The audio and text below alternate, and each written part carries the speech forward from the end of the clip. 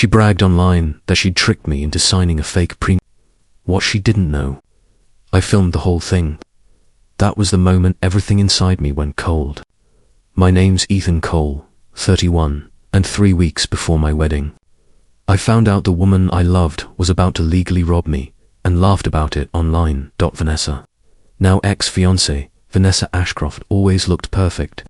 Blonde curls, flawless smile, the kind of woman who grew up believing the world bent for her. Her father, Richard, owned half the car dealerships in Arizona. Her mother, Janice, hosted charity brunches that were basically social bragging contests. Me, I sell HVAC systems, make decent money, nothing crazy, but I work hard, stay clean, and sleep well at night. Or I used to. Her parents insisted on a prenup before they gave us money for a house. Made sense. I wasn't rich, and I didn't want their money anyway. The meeting happened last Tuesday at their mansion in Scottsdale. Her father at the head of the mahogany table like a CEO about to fire someone. 8 pages. Standard stuff. Keep premarital assets separate. Split marital ones. No alimony unless 10 years. Here's the thing, I'm paranoid. Always have been. Maybe it's because my last relationship ended in a lie. Maybe because I sell to people for a living and know how often they fake sincerity. So when we sat down to sign, I quietly propped my phone on a bookshelf behind me, pretending to charge it, recording the entire thing. I initialed each page. Vanessa did too, smiling that sweet, rehearsed smile. Then halfway through, she gasped, "Oh shoot, I need some water." She grabbed the entire document stack and left the room. 90 seconds later, she was back, signing like nothing happened. I didn't think much of it then. I should have. This morning, scrolling Instagram before work, I saw her close friend's story. A photo of her holding the prenup. Huge grin. Caption, "Finally got him to sign that prenup." He doesn't know I switched the pages while he was signing. Daddy's lawyer will lose it when he sees what actually got signed. Her friends commented, "Yes is queen, secure the bag, sis, play dumb till the wedding." My hands shook. Not from heartbreak, not yet from disbelief. I opened my camera roll. Rewatched the video. Sure enough, when she came back from her water break, the print on the pages was different. Numbers slightly misaligned. She'd swapped the whole damn document. I took screenshots, backed up the video 3 times, and commented under her post. Actually, I filmed the whole thing. See you in court. Then I deleted my Instagram, blocked her number, and drove straight to my lawyer's office. It's 9:47 a.m. and I'm sitting across from Dennis Kowalski, my attorney, watching him watch the video for the 3rd time. He leans back, sighs, and says, "This is the stupidest crime I've ever seen documented." She literally confesses online. I almost laugh, almost. What do I even do, Dennis? Well, step 1, you're not marrying her. No kidding. By noon, Dennis had sent a certified letter to her and her parents, video evidence, screenshots, everything. The wedding was off, the prenup void, and we reserved the right to press charges. I went home to the apartment Vanessa moved into 8 months ago. My name on the lease. Packed every trace of her clothes, skincare, shoes, the ridiculous decorative pillows she loved. Took 4 hours. Changed the locks. Worth every cent. Around 6 p.m., I heard keys jingling outside. Then pounding. "Ethan, open this door." Checked my Ring camera. There she was, flanked by her mother and her sister, Lauren. All 3 furious. I opened the door, just enough for the chain to hold. "Your stuff's right there," I said, pointing to the boxes. "You've got 1 hour." Vanessa's voice switched to syrupy sweet. "Baby, it was a joke. You know me. I was just teasing, a joke.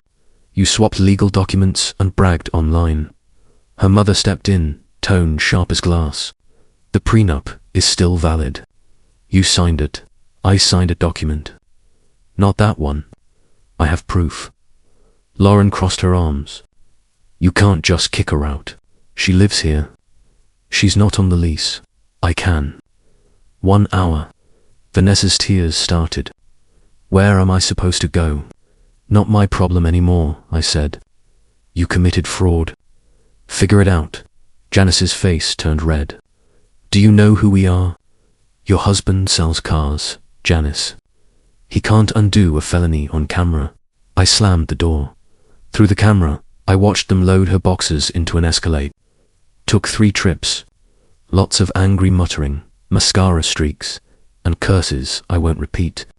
They left just past 7. At 9, I got a text from an unknown number. This is Richard Ashcroft. You've made a serious mistake. Call me immediately to resolve this.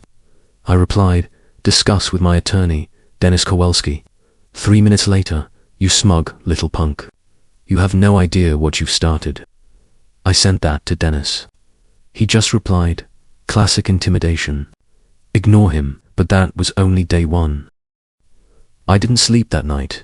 Every sound, the pipes creaking, the hum of my fridge, felt like a warning. My phone lit up dozens of times. Unknown number, Vanessa, private call. I ignored them all. By morning, Dennis had already drafted a formal cease and desist letter for her family. Fraud, evidence, potential criminal prosecution, every word, airtight. I took a day off work. By noon, I'd convinced myself the worst was over. I was wrong. At exactly 6:13 p.m., my phone buzzed again. Vanessa, Ethan, please. We need to talk. You're overreacting. My dad's lawyer said prenups are always negotiable. That word negotiable made my jaw tighten. You swapped legal documents, I said flatly. That's not negotiation. That's forgery. Her voice faltered. He said it was fine, that everyone does it. Just ... adjustments. You're saying your father's lawyer told you to commit fraud. Silence. Long, guilty silence. Vanessa, don't twist my words. She snapped and hung up. I called Dennis immediately. He chuckled darkly. If that lawyer advised her, that's an ethics violation, maybe conspiracy. This just keeps getting better. I didn't feel better. I felt tired, angry, heartbroken in the slowest, most humiliating way possible. The next morning, a new number popped up. Gerald Patterson, attorney at law. He represented Vanessa now. Wanted to discuss the misunderstanding. Dennis sent him everything. The video, screenshots, her own caption. By the next day, Patterson withdrew representation. No explanation. We knew why. Vanessa, meanwhile, went nuclear online. She posted this long, dramatic Facebook update. My abusive fiancé kicked me out without warning. I gave up everything for him. I have nowhere to go. Thousands of likes. Sympathy flooding in. Until my sister, Katie, commented, weird how you forgot to mention the part where you committed document fraud and bragged about it online. Half the comments turned. People started asking questions. 10 minutes later, post deleted. Thursday night, my Ring doorbell chimed at 11 p.m. Richard Ashcroft stood outside. Red-faced, expensive suit, eyes blazing. Mr. Ashcroft, I said through the camera, leave my property. You think you can threaten my family and get away with it? I didn't threaten anyone. Your daughter committed a crime. I have proof. That prenup is binding. No, sir. It's evidence. I'll bury you in court fees, he growled. You can't afford to fight me. I can afford to send this video to the police, I replied. That's free. He stood there for a solid 30 seconds, breathing hard, before stomping back to his car. Friday morning, Dennis called. Ethan, I've been thinking. We should file criminal charges. Fraud is fraud. And with this evidence, the DA will eat it up. So we did. Monday morning, Detective Rodriguez watched the footage, muttering, this is the dumbest crime I've seen this year. By afternoon, Vanessa was calling from every number she could find. When I finally answered, she was crying so hard her words cracked. You filed charges. Ethan, please. This will ruin my life. I could go to jail. Then maybe don't commit felonies, I said. You're supposed to love me. We were supposed to get married, I replied. Until you tried to rob me, she screamed and hung up. Tuesday brought the first real attack. My boss, Frank, called me into his office. Ethan, HR needs to talk to you. Someone filed a harassment complaint. My stomach dropped. That's impossible. He sighed. I know, you've been here 6 years without a single issue. But HR has to investigate. An anonymous email accused me of making inappropriate comments, touching co-workers, all lies, written in disturbingly specific detail. HR grilled me for an hour. When I left, I felt sick. I called Dennis again. He didn't even sound surprised. Document everything. It's retaliation. Don't take the bait. Wednesday morning, I found my truck with all 4 tires slashed. Security cameras malfunctioned. $800 gone that afternoon. My sister texted me a screenshot. Janice, Vanessa's mum, had posted, "Our poor daughter is being harassed by a controlling ex. He's spreading lies and false charges to destroy her." Katie commented again, "Harassment. You mean the fraud she committed and confessed to online?" Janice replied, "My daughter made a harmless joke. That monster is trying to ruin her life." The audacity made me laugh. But it also hit me. They weren't backing down. They were going to burn everything they could. Thursday, Dennis called again. The DAS office picked it up. "She's officially being charged with forgery and fraud. You'll give a formal statement next week." By Friday, another knock, this time Lauren, Vanessa's sister, with 2 of her friends. They pounded the door. "Coward. You ruined her life over a mistake." "She committed a crime," I said, through the ring.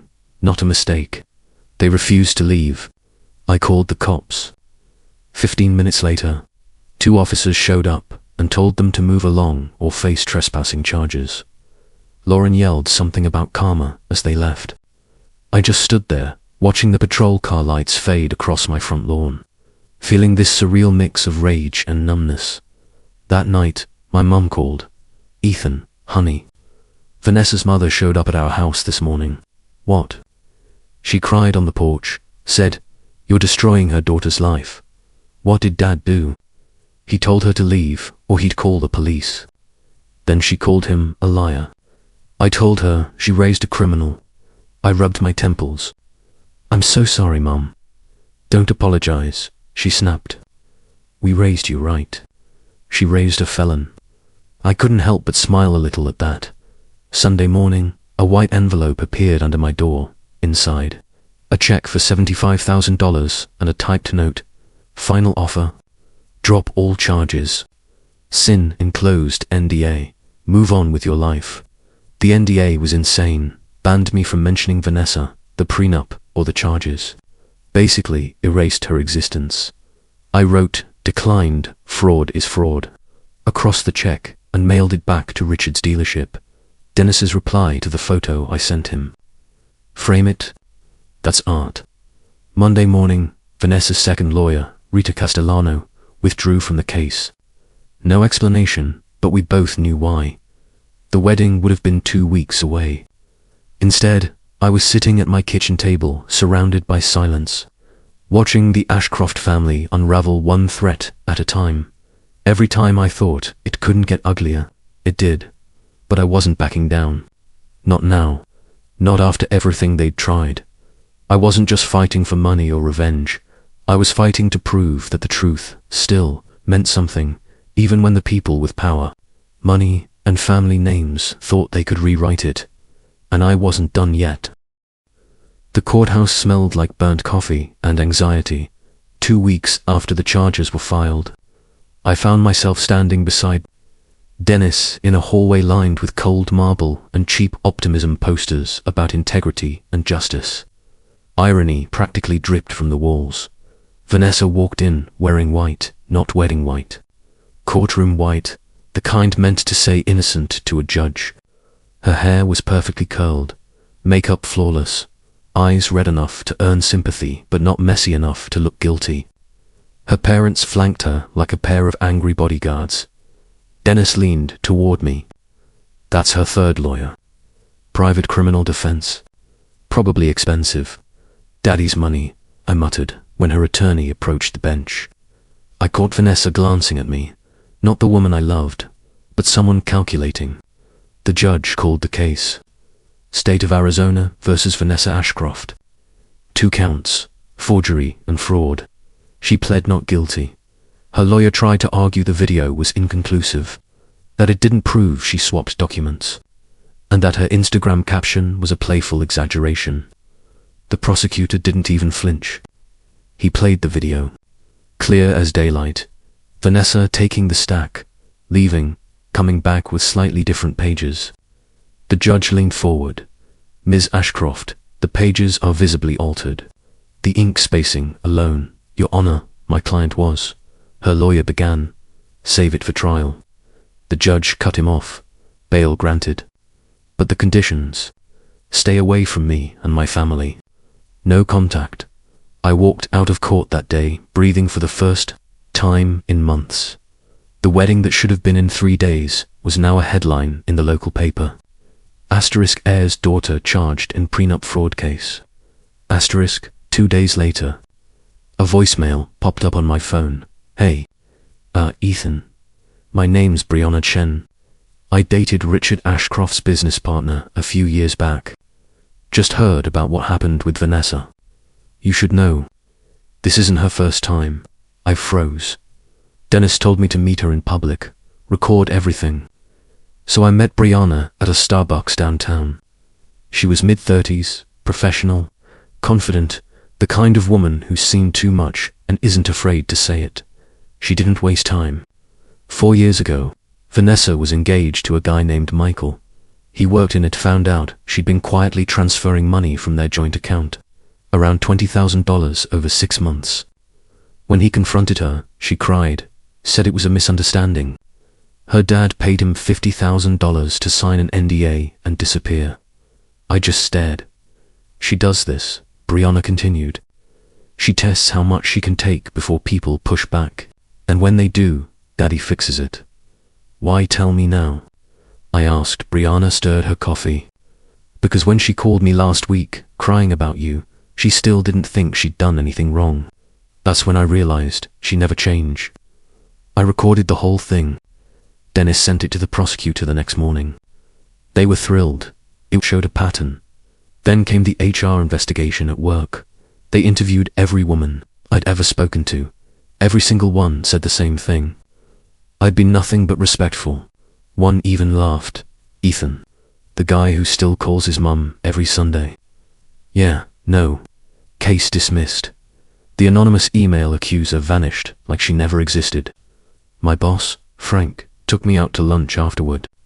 For the record, he said, you handled this like a damn pro. It was the first time in months I'd felt like myself again.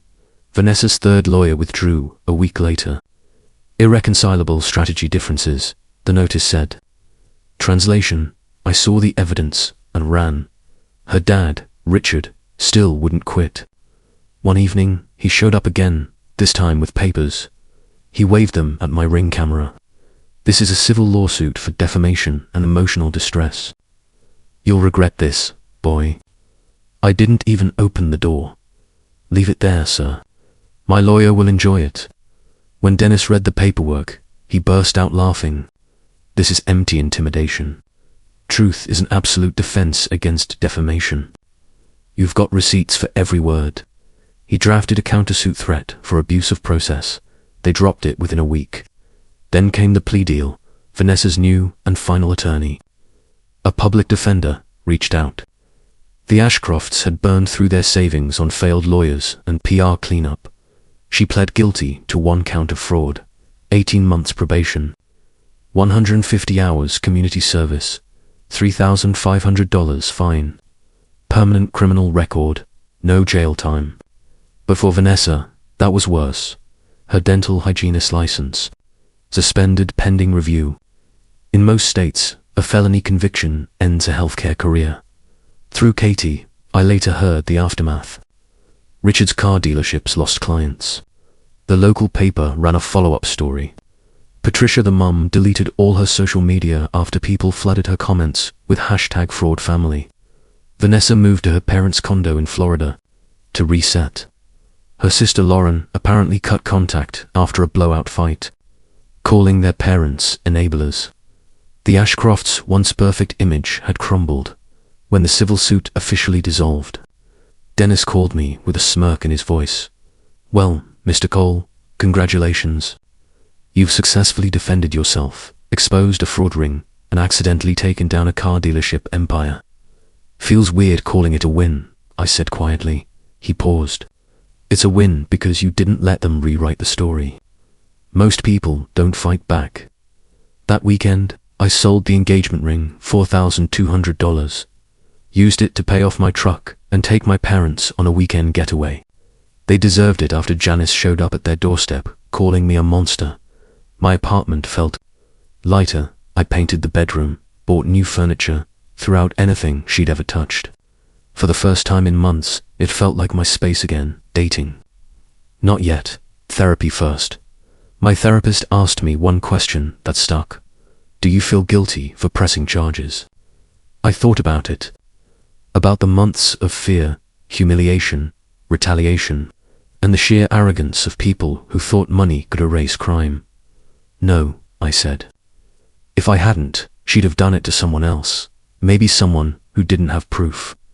"So, you see yourself as protecting others?" I smiled faintly. "I see myself as holding someone accountable. Everything else is just a bonus." A week later, an envelope showed up. No return address, but the handwriting was unmistakable. Inside, a single note. "Greater than I hope you're happy now that you've destroyed everything." I mailed back a piece of paper that simply read, "Greater than very happy. Thanks for asking." When people ask how I got through it, I tell them the truth. I didn't sleep much, didn't eat much, and I questioned everything. But what kept me going was something my dad said after the trial. "Greater than son, some people think rules don't apply to them. Your job isn't to hate them. It's to remind them they do." So that's what I did. Vanessa played a stupid game, and she won the only prize that fit. A criminal record. The wedding was supposed to be 2 months ago. Instead, I'm planning a trip to Colorado, free, sane, and lighter than I've been in years. The house money her parents dangled, probably gone to pay lawyers. Her reputation, dust bine, intact. All because one woman thought she could outsmart a contract and forgot that some of us still believe in consequences. So yeah, I'm happy now, and if you ever find yourself signing something important, record it. You never know when proof will save your life.